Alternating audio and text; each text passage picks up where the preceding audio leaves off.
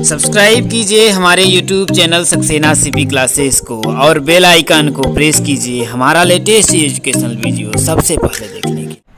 अब हम लोग देखिए अगली जो हमारी प्रश्नावली है 4.2, उसके जो आपके प्रश्न हैं उन प्रश्नों में हमको गुणनखंडों द्वारा द्विघात जो समीकरण है उसका हल हमको क्या करना है, ज्ञात करना है। तो गुणनखंड के द्वारा हम लोग द्विघात समीकरणों को कैसे हल करेंगे, हमने सेकंड चैप्टर में आप लोगों को पढ़ाया है मूलों को ज्ञात करना। तो उदाहरण के थ्रू इस बात को हम समझने का प्रयास करते हैं कि गुणनखंड के द्वारा हम कैसे मूलों को ज्ञात कर सकते हैं। जैसे उदाहरण हम लोगों ने लिया है 3, क्या बोल रहा है देखिए कि गुणनखंडन द्वारा समीकरण 2x² - 5x + 3 के मूल ज्ञात कीजिए। तो मूल क्या होता है, मूल का मतलब यह है कि हम इस समीकरण को हल करके क्या करेंगे, हम इस समीकरण को हल करके x का क्या करेंगे, मान ज्ञात करेंगे। क्या करेंगे, x का मान ज्ञात करेंगे। बात समझ में आया? तो चलिए हम क्या करते हैं, इसको सॉल्व करते हैं। ठीक है, तो ये हमारा क्या होगा देखिए, समीकरण क्या है 2x² - 5x + 3 बराबर क्या है आपका 0 है। तो हम लिखेंगे देखिए 2x² - 5x + 3 बराबर 0 है कि नहीं है। तो इसका स्टैंडर्ड फॉर्म क्या होता है, मैंने आप लोगों को बताया था कि इसका जो स्टैंडर्ड फॉर्म होता है वो होता है ax² + bx + c। क्या होता है, ax² + bx + c होता है। जब सबसे पहले हम क्या करते हैं, इसको हल करने से पहले सबसे पहले हम क्या करते हैं, a और c x² का जो गुणांक होता है, x का गुणांक क्या है आपका a है, और ये जो अचर पद आपका c है, इनका आपस में हम क्या करते हैं, गुणा करते हैं, ac जो हमारा आएगा। बात समझ में आया? अब ac जो आएगा इसको हम ऐसे दो भागों में बांटेंगे। क्या करेंगे, इसको ऐसे दो गुणनखंडों में बांटेंगे कि यदि हम जोड़ें और घटाएं, क्या करें, जोड़ें या घटाएं तो हमें क्या मिले, b प्राप्त हो। क्या प्राप्त हो, जोड़ें या घटाएं तो हमें b प्राप्त हो, और हम आपस में गुणा करें उसका तो हमें क्या प्राप्त हो, ac प्राप्त हो। बात समझ में आया? यहां तक कोई दिक्कत है? तो हम क्या करेंगे देखिए, उसी तरीके से देखिए यहां पर x² का गुणांक क्या है, a है, तो यहां पर x² का गुणांक क्या है आपका 2 है ना, और ये अचर पद क्या है आपका 3 है। तो 3 का 2 में हम क्या करेंगे, गुणा करेंगे। तो 3 का जब हम 2 में गुणा करेंगे तो हमारा क्या आपका आएगा 6 आया ना, कितना आया आपका 6। तो भाई ac का गुणनफल इतना आया ना। अब इसको हम ऐसे 2 गुणनखंडों में बांटेंगे, कितने, 2 गुणनखंडों में बांटेंगे। किसको, 6 को, कि यदि हम जोड़ें या घटाएं, क्या करें, हम जोड़ें या घटाएं तो हमें क्या प्राप्त हो, 5 मिले। क्या मिले, 5 मिले, और गुणा करें तो हमें क्या मिले, 6 मिले। ऐसा क्या है, मुझे क्या ऐसा नहीं दिख रहा आपको, 3 × 2 ये दिख रहा है ना, क्योंकि 3 दूना के 3 2। बात समझ में आया कि नहीं है, कोई दिक्कत है? तो यहां पर हमको क्या मिला, 3 + 2 मिला। बात समझ में आया कि नहीं आया? तो जब हम क्या करेंगे, सॉल्व करेंगे तो क्या होगा आपका देखिए 2x²। अरे यहां पर देखिए या तो जोड़ें या तो घटाएं, हम एक ही काम कर सकते हैं ना, या तो जोड़ सकते हैं या तो घटा सकते हैं, यही ना कर सकते हैं 2 में से। तभी ना ये आएगा कि जोड़ने पर भी आ जाएगा और घटाने पर भी आ जाएगा, ऐसा तो कुछ है नहीं। बात समझ में आया कि नहीं आया? तो हम क्या करेंगे, 2x² हुआ -5, इस 5 के जगह पे अब हम क्या रखेंगे, 3 + 2। क्या रखेंगे, 3 + 2 रखेंगे। भाई यही तो मैंने कहा कि भाई इसको ऐसे 2 भागों में बांटना है कि यदि ये जोड़े या घटाएं तो हमें क्या मिले, बीच वाला टर्म मिले। तो हम जोड़ रहे हैं तो भाई तो कितना मिल रहा है हमको, 5 मिल रहा है। तो मैं 5 को क्या लिख सकता हूं, 3 + 2, तो लिख देंगे 3 + 2। जरूरी नहीं है कि मैं 3 + 2 लिखूं, 2 + 3 भी मैं लिख सकता हूं। समझ में आया कि नहीं है? ये आपके दिमाग में होगा, अच्छा आप 3 + 2 काहे लिख रहे हैं? हमारा इच्छा है, हमने प्रण लिया है कि हम 2 + 3 लिखेंगे, है कि नहीं है? तो ऐसा नहीं है कि हम बाध्य हैं, ठीक है ना? ये आप ऐसे लिख सकते हैं। इसके बाद क्या है, इसके बगल में क्या था, x, तो मैंने x कर दिया, प्लस का 3 बराबर क्या हो जाएगा आपका, अब आगे सॉल्व करिए तो ये हो जाएगा, देखिए 2x², ये देखिए माइनस है तो माइनस कर लेंगे, ये 3 है तो 3 का x में मल्टीप्लाई करेंगे तो कितना होगा 3x। समझ में आया? ये प्लस और माइनस, माइनस 2 का x में करेंगे तो 2x प्लस का 3 बराबर क्या हो जाएगा आपका 0। यहां तक बात समझ में आया? इसके बाद हम क्या करते हैं कि इन दोनों का हम क्या करेंगे, एक साथ अपना पेयर बना लेंगे। क्या करेंगे, पेयर बना लेंगे। अब इन पेयर में से हम क्या करेंगे, कॉमन लेंगे। तो जरा बताइए इसमें क्या कॉमन है? इसमें देखिए x² है, इसमें क्या है आपका x है, तो इन दोनों में क्या है, केवल और केवल x कॉमन है। क्या कॉमन है आपका, x कॉमन है। तो जब हम इसमें से x कॉमन ले लेंगे तो यहां पर x² था तो एक x आपका बाहर हो गया, तो क्या बचा आपका 2x माइनस एक x से आपका बाहर हो गया है ना प्यारे लाल? तो क्या बनेगा आपका 3। बात समझ में आया? इन दोनों में क्या कॉमन है? अब इन दोनों में भी ऐसा ही आपको कॉमन करना है कि ब्रैकेट के अंदर 2x - 3 मिले, है कि नहीं है? तो यहां पर अगर आप कहने का एक -1 कॉमन लेंगे, क्या करेंगे, -1 कॉमन लेंगे। -1 क्यों कॉमन लेंगे? क्योंकि ये -2x है तो हमको उसको प्लस में 2x बनाना है। बात समझ में आएगा नहीं है? तो हम कॉमन ले लेंगे तो हो जाएगा आपका 2x, ये प्लस में है तो माइनस, क्योंकि माइनस माइनस का फिर गुणा करेंगे तो क्या होगा, प्लस हो जाएगा ना। तो क्या हो जाएगा, -3 बराबर क्या हो जाएगा 0। समझ में आ रहा है?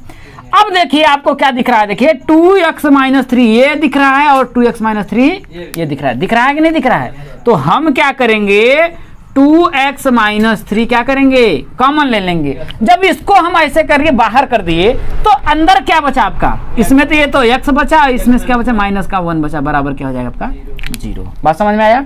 अब यहां पर हम लिखेंगे यदि 2x - 3 बराबर 0 तो 2x बराबर क्या मिलेगा, -3 इधर जाएगा तो प्लस का 3 है ना।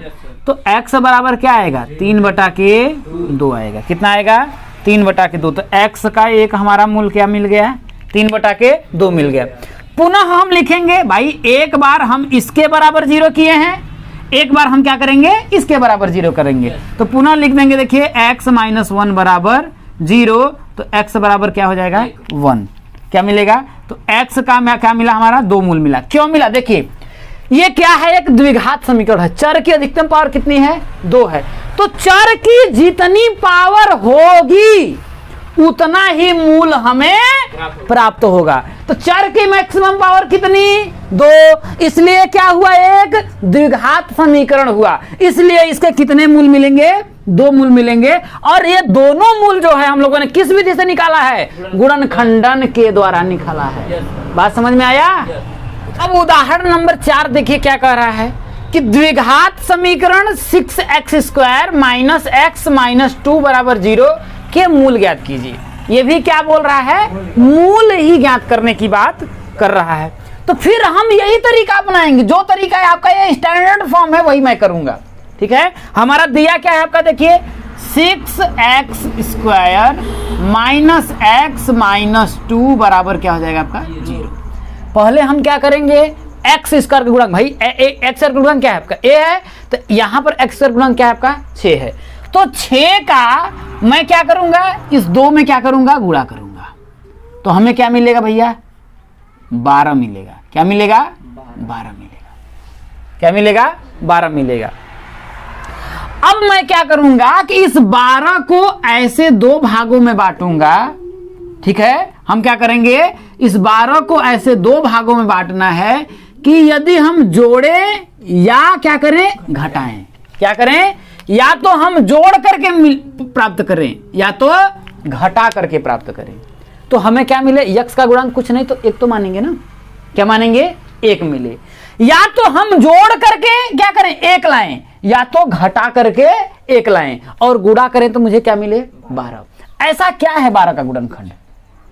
अगर हम करेंगे, देखिए इसका पॉसिबल गुणनखंड की बात अगर करने, देखिए तो हम एक लिख सकते हैं, देखिए पूरी मैं आपको पॉसिबिलिटी बता दे रहा हूं। 12 को या तो मैं ऐसे लिख सकता हूं, देखिए 12 एकम 12, 12 गुणित 1 लिख सकता हूं, पहला तरीका। दूसरा मैं लिख सकता हूं 6 गुणित 2 लिख सकता हूं, दूसरा तरीका। तीसरा मैं क्या लिख सकता हूं, देखिए 4 गुणित 3 लिख सकता हूं। इससे ज्यादा और कुछ लिख सकते हैं आप, इससे ज्यादा और कुछ नहीं कर सकते हैं। यहां देखिए 12 एकम 12 तो मिल रहा है, 12 तो हमको मिल रहा है, लेकिन अगर जोड़ेंगे 12 में 1 जोड़ेंगे तो कितना होगा, 13 आएगा। 12 में 1 घटाएंगे तो कितना आएगा, 12 आएगा। भाई 12 में 1 घटाएंगे तो कितना आएगा, 11 आएगा। तो इससे तो मुझे 12 तो मिला, लेकिन न जोड़ने न घटाने पर मुझे 1 नहीं मिला। यहां पर x का गुणांक कुछ नहीं तो 1 मानेंगे। समझ में आया कि नहीं आया?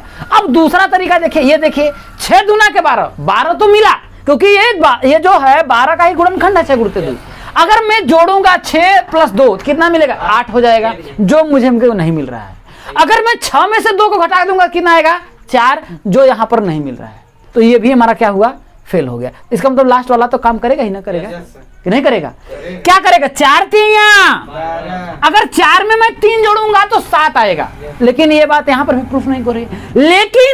लेकिन 4 में से मैं 3 को घटाऊंगा तो मुझे 1 तो आएगा ही आएगा, कि नहीं आएगा? आएगा ना। तो इसका मतलब ये तो प्रूफ कर दिया ना कि मुझे क्या चाहिए, 4 - 3। इसीलिए मैंने बोला ना कि या तो जोड़ने से हमको 1 मिल जाए या तो घटाने से मुझे 1 मिल जाए। तो जोड़ने से तो मिला नहीं, लेकिन घटाने से मिल गया। बात समझ में आएगी ना? तो मैं इसके जगह क्या लिख दूंगा, देखिए लिख सकता हूं ना, देखिए 6x², माइनस का चिन्ह है, माइनस का चिन्ह लगा दो। यहां कुछ नहीं तो 1 तो मानेंगे, तो क्या मैं उसके जगह पे 4 - 3 लिख सकता हूं? हाँ या ना? इसके बाद क्या है, x - 2 बराबर क्या हो जाएगा, 0 हो जाएगा। बात समझ में आया? इसके बाद तो आप हल कर लीजिए। इसके क्या, इसका यूज तो हमारा खत्म हो गया। तो हम आराम से प्रेम पूर्वक करेंगे, बड़े प्यार से करेंगे। 6x², माइनस का चिन्ह है माइनस, 4 का x में गुणा करेंगे कितना होगा आपका, 4x। अब देखिए माइनस और माइनस का गुणा करेंगे तो कितना होगा आपका, प्लस। 3 का x में करेंगे तो कितना होगा आपका, 3x - 2 बराबर क्या हो जाएगा आपका, 0 हो जाएगा। बात समझ में आया? इसके बाद हमने आपको क्या बताया, इन दोनों का हम क्या करेंगे, पेयर बना लेंगे। क्या करेंगे, पेयर बना लेंगे। तो इसमें क्या कॉमन है, आपको कुछ देखिए क्या कॉमन आपको दिख रहा है। देखिए यहां पर 6 है, यहां पर 4 है, इसका मतलब दोनों में 2 तो कॉमन है। इसके बाद यहां पर x² है, यहां पर x है, तो क्या यहां पर इन दोनों में 2x कॉमन है कि नहीं है? क्योंकि अगर 2 अगर हमने कॉमन ले लिया तो भाई 2 का पहाड़ा पढ़िए 6 तक, 2 3 6, तो 3 अंदर आया होगा। एक x इसमें से कॉमन ले लिया तो x² था, तो एक x कॉमन लिया मतलब बचा क्या आपका, यहाँ पे 3x बचा।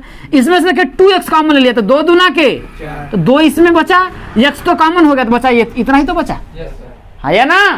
इसका बताइए इसमें से मैं क्या कॉमन लूं, अंदर भी 3x - 2 मिले। तो आपको देख रहा है 3x - 2 तो सीधे सीधे दिख रहा है। इसका मतलब हमको क्या लेना है, प्लस का 1 कॉमन लेना है। चिन्ह का ध्यान रखिएगा, नहीं हट लगाएंगे तो सब आपका उड़ जाएगा। तो बचेगा क्या आपका, देखिए 3x - 2 बराबर क्या हो जाएगा आपका, 0। बात समझ में आया? अब यहाँ देखिए आपका 3x - 2 1 है, यहाँ पर 3x - 2 1 है, दिख रहा है ना?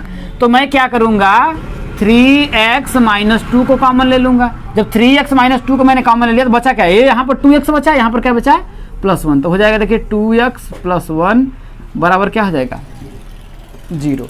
तो हम क्या करेंगे, देखिए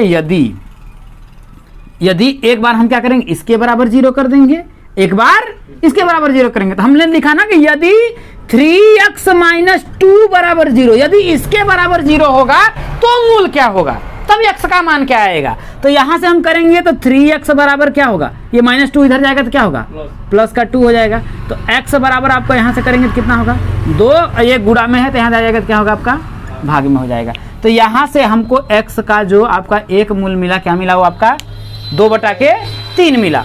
अब दूसरा देखिए हम करेंगे पुनः यदि इसके बराबर 0 करेंगे तो क्या मूल होगा, तो लिखेंगे देखिए 2x + 1 बराबर 0। तो 2x बराबर, ये +1 इधर जाएगा तो क्या होगा, -1 हो जाएगा, आया ना?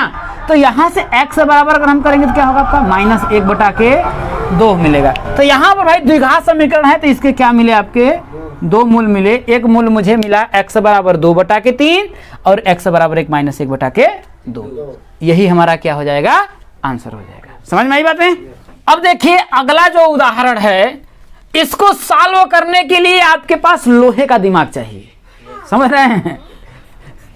लोहे का दिमाग रहेगा तभी आप कर पाएंगे। समझ लीजिए क्या कह रहा है, देखिए कि द्विघात समीकरण 3x² माइनस 2√x प्लस 2 बराबर 0 के मूल ज्ञात कीजिए। यहां पर भी मूल ही ज्ञात करना है, लेकिन यहां पर ना, मैंने इसीलिए तो कहा आपके पास लोहे का दिमाग होना चाहिए। इन का आपस में गुणा करेंगे, 3 दूना का कितना आएगा? 6 आएगा। अब 6 को ऐसे 2 भागों में बांटिए कि गुणा करें तो 6 मिले, लेकिन जोड़े या घटाएं तो 2√6 मिले।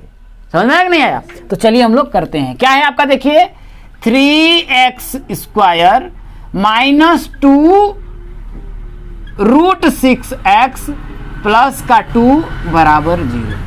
भाई इसका स्टैंडर्ड फॉर्म तो यही है ना कि a का हम क्या करते हैं, c में गुणा करते हैं। तो यहां पर a का गुणांक क्या है आपका? 3 है। a का गुणांक क्या है आपका? 3 है। और c का गुणांक क्या है आपका? 2 है। तो 3 में अगर मैं 2 का गुणा करूंगा तो कितना आएगा आपका? 6। अब 6 को मुझे क्या करना है, ऐसे 2 भागों में बांटना है। ऐसे 2 भागों में बांटना है कि यदि मैं जोड़ूं या घटाऊं, क्या करूं? यदि मैं जोड़ूं या घटाऊं तो मुझे 2√6 मिले, और गुणा करूं तो मुझे 6 मिले। ऐसा क्या हो सकता है इसका? देखिए अगर मैं फॉर्मेट लिखूं तो एक तो हो जाएगा, देखिए 6 × 1, 6 कम 6, एक ये हो सकता है। एक क्या हो सकता है, देखिए 2 3 6। इसके अलावा और कुछ आपके दिमाग में हो तो जरा बताइए। नहीं है ना कि है? नहीं है। तो सोचिए इस बात को। मैंने इसीलिए कहा ना कि इसको करने के लिए आपके पास लोहे का दिमाग होना चाहिए। इसीलिए मैंने कहा क्योंकि 6 कम 6 ये तो मुझे मिल जा रहा है, लेकिन अगर मैं 6 में 1 जोड़ रहा हूं तो कितना हो जाएगा? 7 हो जाएगा। और 6 में 1 घटाऊंगा तो कितना होगा? 5 हो जाएगा, जो ये मुझे नहीं मिल रहा है। नहीं मिल रहा है ना। दूसरा ये देख लेता हूं, अगर 3 दूना के 6 तो आ रहा है, लेकिन 3 में अगर मैं 2 जोड़ूंगा तो कितना आएगा? 5। 3 में 2 घटाएंगे तो कितना आएगा? 1। वो भी नहीं मिल रहा है, तो मैं क्या करूं? अब फंसा मामला ना यहां से। लेकिन एक बात यहां पर है कि जरा एक बात सोचिए, एक बात को इसको मिटा करके एक बार थोड़ा सा दिमाग लगाइए, बुद्धि थोड़ा सा लगाइए कि अगर मैं √6 में √6 का गुणा करूं तो मुझे क्या मिलेगा? जरा बताइए। क्या करूं मैं? √6 में मैं अगर √6 का गुणा करूं तो ये हो जाएगा √6 का होल स्क्वायर हो जाएगा ना। और अगर स्क्वायर है तो मैंने आपको बताया था ये करड़ी और स्क्वायर क्या होता है? हट जाता है। क्या होता है? हट जाता है। तो √6 में अगर मैं √6 का गुणा करूं तो मुझे फाइनल रूप से मिला क्या? 6 ही ना मिला? क्या मिला? 6 मिला। ये तो मुझे मिल गया। और √6 में यदि मैं √6 को जोड़ दूं तो क्या मुझे 2√6 नहीं मिल जाएगा कि नहीं मिलेगा? अरे मिलेगा ना। जैसे मैं बोलता हूं देखो x प्लस x, तो x कितनी बार? 2 बार तो लिखते हैं 2x, तो मैंने लिखा √6 प्लस √6 है ना। तो अगर ये दोनों कितनी बार? 2 बार तो मैं लिख दूंगा 2√6। बात समझ में आया कि नहीं आया? है ना। तो मैं क्या करूंगा, देखिए लोहे का दिमाग लगा करके 3x² माइनस इसके पूरे की जगह मैं लिख सकता हूं √6x प्लस √6 हो जाएगा। अब ब्रैकेट के बाहर क्या है आपका? x अब प्लस क्या हो जाएगा? 2 बराबर क्या हो जाएगा आपका? 0। यहां तो बात समझ में है ना। 2√6 को मैंने लिखा है √6 प्लस √6, तो लिख सकता हूं ना, है कि नहीं? क्योंकि आपस में गुणा करेंगे तो 6 ही मिल जाएगा। बात समझ में आया? तो आगे अगर इसको हम सॉल्व करें तो क्या होगा? देखिए 3x² माइनस √6 का x में गुणा करेंगे तो क्या होगा? √6x माइनस √6 का x में करेंगे तो माइनस √6x प्लस का 2 बराबर क्या हो जाएगा आपका? 0। यहां तक तो बातें समझ में आई? कोई दिक्कत है? अब जरा बताइए इन दोनों में हम क्या कॉमन ले सकते हैं? हाँ, क्या कॉमन ले सकते हैं? हैं? अरे x तो कॉमन है और कुछ कॉमन है। जरा बताइए क्या ये √6 है, तो क्या मैं √6 को ऐसे नहीं लिख सकता? भाई √6 को मैं ऐसे लिख नहीं सकता हूं, करड़ी के अंदर ही 6 है, इसको मैं लिख नहीं सकता? करड़ी में 2 गुणित 3 लिख सकते हैं। जब इसके बाहर निकालेंगे तो √2 × √3 तो लिख ही सकते हैं। हाँ या ना? अरे बोलो, √2 और √3 लिख सकते हैं क्योंकि भाई रूट में a भी रहता है। जैसे मैंने आपको बताया होगा कि रूट में अगर a भी रहता है तो इसका मतलब यह है कि √a × √b होता है। बात समझ में आया कि नहीं आया? वैसे ही यहाँ का 3 है, तो क्या जिस तरीके से 6 को मैं √6 इंटू √6 लिख सकता था, वैसे ही क्या मैं 3 को ऐसे नहीं लिख सकता हूँ √3 इंटू √3? बात तो वही हुई ना कि नहीं हुआ? हुआ ना। एक स्टेप मैं और बढ़ा करके आपको लिखता हूँ। 3 को मैं लिख दूंगा, देखिए √3 इंटू √3 x का स्क्वायर माइनस √6 को मैं लिख सकता हूँ, देखिए √2 इंटू √3x। समझ में आया ना? वैसे ही यहाँ पर भी अगर मैं लिखूंगा, देखिए माइनस यहाँ पर हो जाएगा, देखिए √2 इंटू √3, भाई पूरा लिख देंगे। इसके बाद x है और √2 भाई 2 है, तो भाई 3 को मैंने √3 लिख दिया, तो 2 को क्या मैं नहीं लिख सकता हूँ √2 इंटू √2 बराबर 0। अरे बोल लिख सकता हूँ, नहीं लिख सकता हूँ भैया? अरे बोलिए, लिख सकते हैं नहीं लिख सकते हैं? अरे ढेर होने से क्या मतलब है भाई? 2 को मैं √2 इंटू √2 लिख सकता हूँ, नहीं लिख सकता हूँ? बस जितना मैं बोल रहा हूँ बस उतना चीज को समझने का प्रयास करिए, ठीक है ना? ये ढेर और ज्यादा से क्या मतलब है, ठीक है? तो इतना बड़ा बन ही जाएगा, ठीक है? अब हम क्या करेंगे, देखिए इन दोनों का 2-2 पेयर बना लेंगे। ये आपके समझने के लिए मैंने इतना किया है, ठीक है ना? अब इनमें देखिए क्या कॉमन क्या है, देखिए √3 इसमें भी है, √3 इसमें भी है, x है कि नहीं है? तो मैं कॉमन क्या ले लूंगा, देखिए √3x। अगर मैं √3 और x कॉमन ले लिया तो बचा क्या आपका? ये √3 बचा और इसमें से x बचा, अब माइनस ये √3 तो कॉमन है, x हो गया पूरा, तो इसमें बचा क्या? √2 बचा। समझ में आया? माइनस इसमें क्या कॉमन है? √2 है ना, केवल √2 कॉमन है, और किसमें? माइनस में √2 कॉमन है, तो माइनस का √2 अगर हम कॉमन ले लेंगे तो √2 तो कॉमन हो गया, तो इसमें क्या बचा? रूट का 3x बचा ना, तो रूट का 3x। अरे देखिए माइनस मैंने कॉमन ले लिया, तो यहाँ माइनस ही बचेगा ना, क्योंकि फिर दोबारा करेंगे तो माइनस और माइनस क्या हो जाएगा? प्लस हो जाएगा। अब देखिए एक √2 आपका बाहर कॉमन हो गया, तो बचा क्या आपका? √2 बराबर क्या हो जाएगा आपका? 0। बात समझ में आया कि नहीं आया? अब यहाँ पर देखिए आपका √3 - 2 √3x - 2 दोनों में कॉमन है, तो जब हम कॉमन ले लेंगे तो √3x - √2, एक ये हो जाएगा और दूसरा क्या हो जाएगा? √3x - √2 बराबर क्या हो जाएगा? 0। एक बार इसके बराबर 0 कर दीजिए, एक बार इसके बराबर 0 कर दीजिए, या इन दोनों देखिए दोनों सेम है ना, तो इसके पूरा होल स्क्वायर कर सकते हैं, ठीक है ना? तो वैसे करेंगे आप लोगों को दिक्कत होगा, ठीक है? जो मैं ऐसे समझा दे रहा हूँ आप लोगों को, तो मैं क्या करूंगा, देखिए यहाँ पर लिखेंगे, देखिए यदि क्या हो जाएगा, देखिए √3x - √2 बराबर 0, तो √3x बराबर ये इधर जाएगा तो क्या होगा? प्लस का √2 हो जाएगा, तो x बराबर क्या हो जाएगा? देखिए √2 बटा के √3। एक मूल मुझे क्या मिला? देखिए √2 बटा के √3 मिला, और दूसरा क्या हो जाएगा? फिर इसके बराबर 0 कर लेंगे, है कि नहीं है? तो फिर लिखेंगे, देखिए पुनः क्या हो जाएगा? √3x माइनस का √2 बराबर 0, तो √3x बराबर फिर इसको इधर भेजेंगे तो क्या होगा? √2 हो जाएगा, है या ना? तो फिर x बराबर अगर हम करेंगे तो फिर वही होगा √2 बटा के √3, या फिर इसको करने में ना ऐसे भी लिख सकते हैं आप, √2 बटा के 3। समझ में आया कि नहीं बात?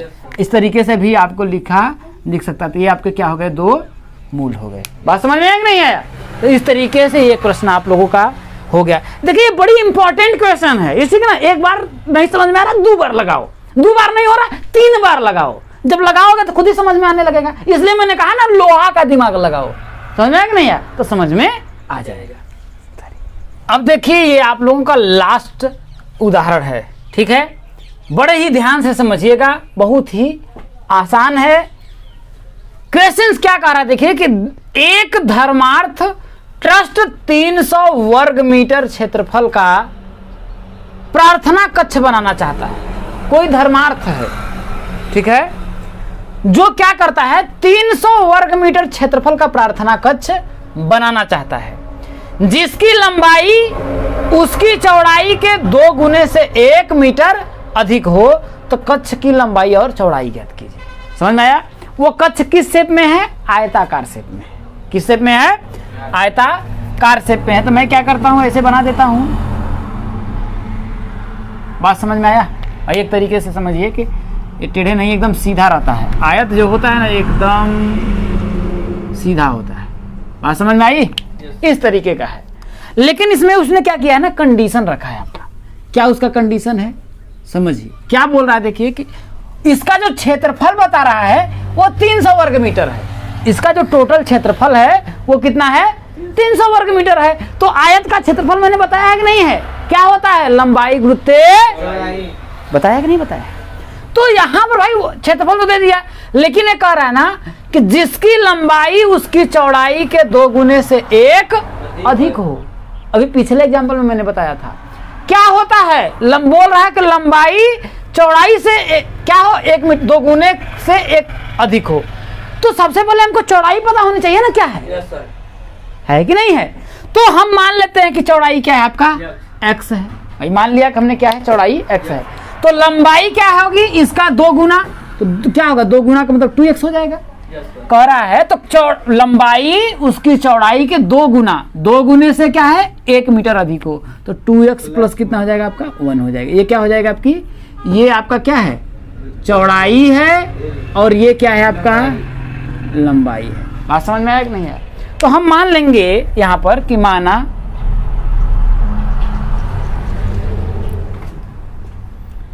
वो प्रार्थना कक्ष की लंबाई या फिर कक्ष की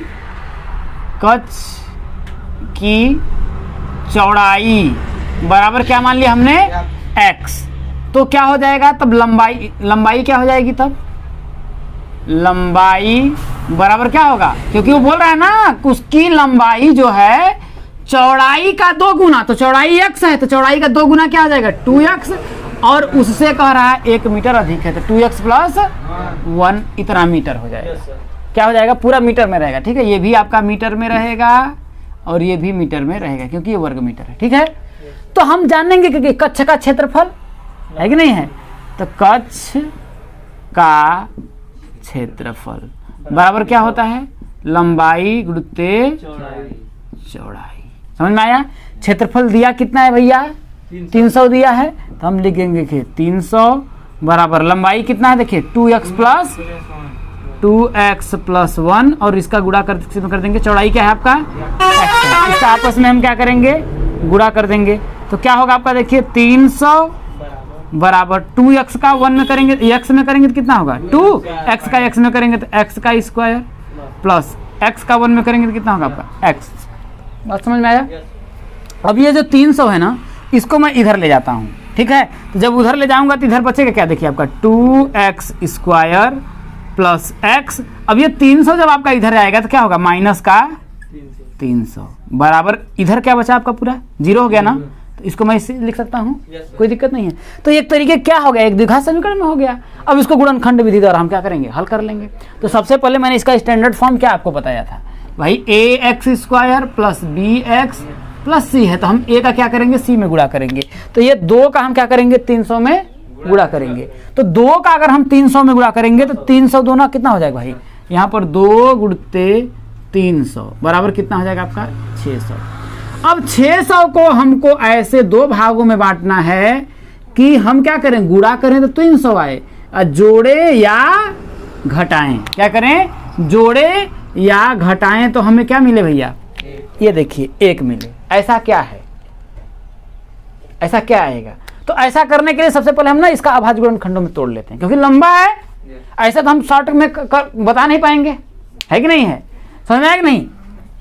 तो हम क्या करते हैं? देखिए गुणनखंड करते हैं। 25 24 हो जाएगा। चलिए कर लेते हैं। ठीक है, तो 600 का हम अभाज्य गुणनखंड करेंगे तो पहले 2 से काटेंगे 300 हो जाएगा, फिर 2 से काटेंगे तो 150 हो जाएगा, फिर 2 से काटेंगे तो 75 हो जाएगा। अब तो ये 2 से कटेगा नहीं, अब 3 से कटेगा तो कितना होगा? 25 तिया 75। फिर वही 5 से काटेंगे तो 5, फिर 5 से काटेंगे तो 1, तो 5 बचे।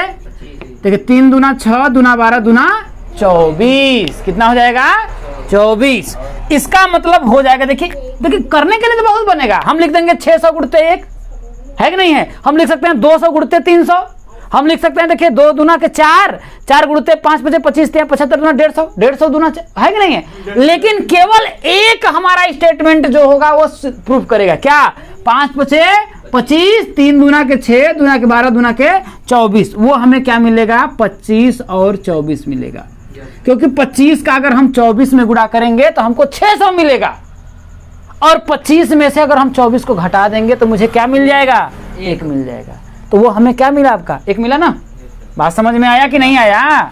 तो क्या हो जाएगा देखिए, इसको अगर हम सॉल्व करेंगे तो क्या हो जाएगा देखिए, यहाँ पर हो जाएगा देखिए 2x² प्लस इस x के जगह पे हम लिखेंगे क्या, 25 माइनस का 24 x माइनस का 300 बराबर 0। यहाँ तक तो बात समझ में आया है कि नहीं है? तो इस बात को भी सोचने के लिए ना लोहे का दिमाग चाहिए होता है, ठीक है। तो हम क्या करेंगे देखिए, 2x² प्लस 25 का x में गुणा करेंगे कितना होगा, 25x।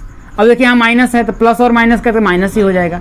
24 का x में करेंगे तो कितना होगा आपका, 24x माइनस का 300 बराबर क्या हो जाएगा आपका 0। इन दोनों में क्या कॉमन है बताइए जरा, क्या कॉमन है? केवल और केवल x है, क्योंकि 25 2 से नहीं कटता है, तो केवल और केवल क्या इसमें कॉमन है, हमारा x कॉमन है। भाई इसको हम क्या करेंगे, 2 पेयर में बांट लेंगे, तो एक इधर बांट लिया, एक आपका इधर बचा, तो इसमें मुझे क्या मिला, x कॉमन मिला। तो जब x कॉमन मिला तो हमारा इसमें बचेगा क्या आपका, देखिए यहाँ पर 2x प्लस का 25 हो जाएगा, माइनस इसमें क्या कॉमन है बताइए, 24 कॉमन है, क्योंकि 25 का अगर हम 24 में गुणा करेंगे तो कितना आएगा, 300 आएगा। कितना आएगा, 25 का अगर हम लोग 24 में गुणा करेंगे तो हमारा 600 आएगा ना।